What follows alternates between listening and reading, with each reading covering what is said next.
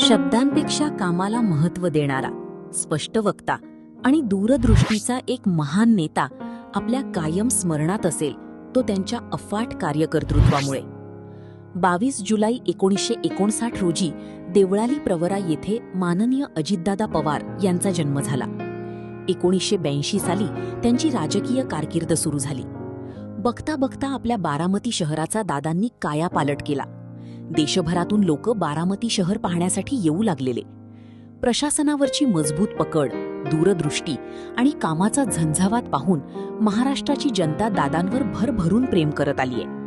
मात्र काळाने दादांवर झडप घातली. आज दादांचा जन्मदिन आहे.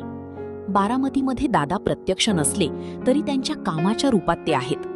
बारामतीचा हा कायापालट म्हणजे केवळ सिमेंट कॉन्क्रीटचे बांधकाम नाही, तर बारामतीकरांवर असलेलं दादांचं असीम प्रेम आणि निष्ठा आहे. रस्ते, वीज, पाणी, वाहतूक, पर्यावरण, सुरक्षितता, शिक्षण, आरोग्य आणि स्वच्छता अशा सर्वच क्षेत्रात काम करणाऱ्या बहुआयामी, कार्यतत्पर अशा आपल्या लाडक्या अजितदादांच्या जयंतीनिमित्त मी जिद्द फाउंडेशनची अध्यक्षा सौ कविताताई खोपडे विनम्र आणि भावपूर्ण अभिवादन करते. दादा, तुम्ही कायम स्मरणात असाल.